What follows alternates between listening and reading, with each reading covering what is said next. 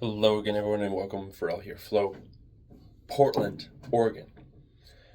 How long? Oh, wait, this is a frequently asked question mini-series. This question: how long does a commercial roof replacement take for buildings in Oregon, Washington? This question has so many variables that it may take a minute to explain. So, if you're a facilities person, if you're a portfolio manager, if you're a property manager, if you're HOA, if you're whoever you may deal with, if you're a strip mall person, if you're a private property owner, there is no consistent system other than shingles to give you an accurate number. And I will say we can get close, right? I can tell you that on average, your shingle is going to get you roughly 50 squares a day, so 5,000 square feet a day. That's on shingles, right? So for membrane, typically somewhere around that, completely dependent on the number of penetrations, the amount of install, if you've got multiple layers or not, how many drains are there, through wall scuppers involved, what's the parapets looking like, how big are the curbs, how many curbs, what are the penetrations associated with the plumbing and electrical on some of those RTUs for flat roof. For metal, I'd say it's a lot less because you're going to typically have two foremen for sheet metal that know how to do the refined flashing detail that requires an experienced installer to understand. You're not going to have distributed all that information to a team of 4, 6, or 8 where every single person knows how to do the finished flashing. You're going to have your field guys, you're going to have your termination dudes, you're going to have your underlayment guys, you're going to have your extra hands for cleanup and installation of the field. Then you're going to have your finished flashers, you're going to have your starters with the package as well. I don't think you'll want everyone to know how to do the finished flashing detail because there's so many other aspects of the things that need to happen on a roof that require other hands and eyeballs to be involved. With membrane as well. Typically, best team I've seen how we operate is off of 8-man squad. So you got minimum 2 hand welders. You got 2 lead guys that are instructing the last group of 6, and they're installing coverboard, they're doing tear off, they're doing setup as well. They're laying out membrane, they're cutting their parapet details, they're building up their curbs, they're ripping and rolling. They're trimming membrane and getting things set up ahead of and stretching membrane ahead of the guys that are doing the hand welding. So those 2 lead guys in the last pack of 6 are typically running the dog, getting the major field welds completed and stretched tight, while the last 4 are laying out laying out ISO coverboard and screwing, potentially doing fully adhered glue, depending on the system type, ahead of the guys that are stretching the fields. And then you got 2 of those 4 after the screws are laid out that are helping to kick and stretch that membrane nice and tight. So it completely depends on the system, the building type. And so, in a roofer's perfect world, there are no penetrations, right? It's an open field, and you can just roll out your membrane in a 100-foot roll, weld it nice and tight, and move on to the next roll. But more than likely, there are going to be penetrations associated, potentially drain rebuilds, through wall scuppers that need to be finished, overflow scuppers, parapets as well. And each of those has a membrane specific to the height of those curbs, and you're not going to have you're not just going to simply wrap the membrane up and over. You will typically need an 8-inch overlap around fasteners at the perimeter, and there's going to be additional fastening patterns for the perimeter detail as well, both on the coverboard ISO situations and the frequency for that perimeter sheet. So depending on the amount of penetrations, you can have the same roof, 100 squares or 10,000 square feet. You can have it take 2 to 4 extra days because it may have 50 to 100 penetrations versus one that may only have a handful, and potentially even gutters at the edge for its drainage, which would speed up the welding process even more. So you could have that same 100 squares get a layover, in a low penetration situation that could take less than 3 to 5 days. in a high penetration situation for that 100 squares, you could have it take, on a layover, it could be 4 to 10. And so it depends on the number of penetrations, the tie-in points, the drainage, the amount of penetrations, the scope as well. Is it a layover versus being a full tear off? Do we need to add crickets? Do we need to add ISO? What is our value? Is there any sort of pre-existing repair situation that we have to dive into before we can even start? There's metal substrate, there's concrete substrate, there's multiple layers at play, there's obviously wood decking as well. And so you want to qualify the system during the inspection process so you can have an accurate conversation around production timeline based on the details and the scope for what the property actually has. You don't want to just whistle up some sort of ETA and say, oh yeah, we'll be done in a week, and then you're 3 weeks in and you look silly and you lost a lot of trust because you didn't understand the complete scope of the property and what it needs, and you or underestimated the amount of time it'll take for the penetrations. I always give my hand welders, and I say about a half hour to, 15 minutes to about an hour per penetration. If it's a curb that needs to be built and you're relying on that one individual to then also wrap the details, do your inside outside corners potentially, and then your T-patch work on that curb, it could be anywhere from 30 minutes to 2 hours. It really depends on that curb itself. And we do in-house hand weld training, so I like to take my experienced guys and have them pass down information to some of the newer guys, so that way they're not just twiddling their thumbs when all the membrane's laid out and it's just penetration finish work to do at the end of the day. That way they can actually be useful too, and they're going to get that skill that's going to help them progress in their career. So that way they're not always extra hands, but they're actually useful to the team. And so a roof replacement, though, would be a little bit bigger of a scope because it's going to have demo involved and potentially a build-up with the ISO or the taper. And then you got your cover board as well. That's going to require extra steps before you can actually get to welding the membrane and do the finish work. So in a roof replacement situation, if you're doing full demo, you only want to remove what you can dry in a day. School of Hard Knocks here, okay? Telling you from experience. And overexposing the building can create a slew of issues, especially in the Pacific Northwest. And so that way you can go through, and I always tell the guys, let's just shoot for 30 to 50 squares a day. Let's don't go crazy. If it's got extra penetrations, then reduce it down so we can actually get this thing dried in. And then at that point, you just move on to the next section, the next weather opportunity. So the replacement process in a roof at scale.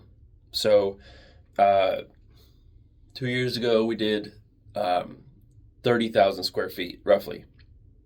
And we did that 50 square a day process where you demo all of the potential ISO down to the decking, you clean it up, and then you build it back, add your cover board, and then you weld from there. And it really depended on the sections of the roof that had penetrations or more penetrations as to how quickly we were able to flow through the project. So that project, 30,000 square feet, full demo, took us about 10 to 14 days. And that was for a crew that fluctuated between 8 and 12 individuals. And you had brought on an extra 4, so just for the demo part of the scope, and then you have your core 8 for the field welds and the finish work. So that was a lot of trailer loads of material just because the ISO buildup was so voluminous. It wasn't a heavy disposal cost associated with it because it was just ISO for the most part, but just so many trips for disposal. So and that adds to the replacement as well. Can you use dumpster companies, dumpster vendors? Of course. And yes, they'll charge you per dumpster, but how Flow stays competitive in our commercial bids is by self-performing the work and now also servicing our own dumpsters as much as possible when the scope allows, right? So, this is all kind of just flat roof work, right? So then you have multifamily, steep slope, and shingle work, which you think, oh well, it's just shingles. What's shingles on my house? What's the difference between shingles on an apartment complex or an HOA that might have 20, 50, 100, hundreds of buildings, and what that looks like. In those instances, you're looking at potentially months worth of work. You wouldn't stretch, when we were talking about HOA for 2025, we had estimated about 6 months for about 48 roughly buildings. And they're all 10, 12 plus in some cases. There's some 6, 12 in there. But the idea that we were going to be done in a month was completely never part of the conversation. It was thrown out the door because you're going in there and you're trying to do a good job for a system that needs to last because it's failing currently, right? So a commercial roof replacement for multifamily with steep slope in that situation can be done efficiently. And how we flow is a little bit different. I'm not going to give away the secrets, but there's a way to get a bigger amount of work done faster with the same amount of labor. And I'll say one of our competitive advantages is just having the chutes. Like, the chutes allow us to basically not have to deal with ground drop up to a 5-story building, and we just take it right down to the dumpster, hands off, guys on the roof, just shoot it straight down. There's no ground haul, protects the landscaping, keeps OSHA happy, speeds up the install process. It's kind of a hands-off process. You don't need to have a dude in a teleboom handler, and so you can kind of minimize the amount of total hands on a project. It just speeds things up so much. And so, for maybe 100 square shingle building, we can take that down what normally might take a crew, let's say 5 to 6 business days, realistically. It depends on the crew size too. Like, you'll have some of these companies send 4 guys out to an apartment complex project, and the conversation around timeline, tenant disturbances, noise complaints, timing of work. Can we even work on Saturdays? Can we work past 5 o'clock in the afternoon? When can we start? We can't start before 7. We can't start till 8. We can't start till 9. Then some of those details are going to completely affect the scheduling timeline of some of these projects. So in a multifamily situation with steep slope, you could take down that same 100 square building to a 3 or 4 day install instead of that 5 or 6 plus day, which adds up. If you have 20 or 30 or 50 of these buildings on a property, then you're saving 2 to 3 days per building. You're saving weeks worth of work that will certainly increase tenant satisfaction, reduce noise complaints, reduce total tenant disturbances, help optimize the property, get your property back on its feet faster. And in some cases, that matters, right? For a sale of a property. Sometimes that matters for the price increase of material. Sometimes that matters because those people on the top floors of those buildings, it's going to be noisy. So all the things that go into how long a project takes are factors that are worth considering, but the biggest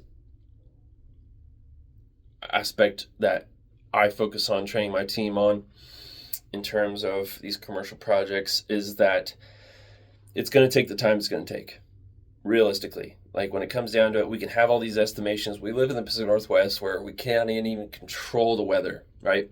And so we're subject to these details at a certain point, and then it's out of our hands. So we can prepare all we want, but then we gotta wait, right? Or we have to just literally go with the flow. And as much as I'd like to give people accurate ETAs, we can kind of give them a ballpark plus or minus, I always say 20 to 50% of the timeline grace. It's really going to depend on the scope, the details, the number of penetrations, the materials being installed, and the height plays a factor as well. Is that crew going to need to go through an elevator shaft all the way up 20 stories and or hand load that thing? Is there a crane involved? What are the different materials being installed on that building? What's the height and then the size, of course? What are the materials installed? And what are the specs involved with installing that system correctly? You can install a shingle in 3 to 5 different ways in a way that doesn't leak, but are you going with the basic system? Are you going with a mid-tier warranted system? Are you going with a highly specified solution? And the amount of flashing detail and underlayments required at each one of those different levels, depending on ownership's standards and or the parties that are specifying these solutions, are going to determine the timeline for each of those products. It's the same exact shingle, but what you don't see goes into how well and how long that system is going to perform. So many variables that go into it, but that's kind of the 2 cents and the rough and dirty on everything that goes into how long it takes to do a commercial roof on some of these buildings. So there's more details. I think we'll go ahead and probably pause here, but we'll go in more thorough detail and maybe break down each individual system in subsequent videos to examine a little closer what all goes into those different 3 tiers of shingle installs, what goes into these different aspects of these TPO installs. And I'd like to take you up on the roof realistically to show you what goes into each of these systems. We may have an opportunity for that this week, possibly this afternoon. So we'll catch you on the next one. Ciao.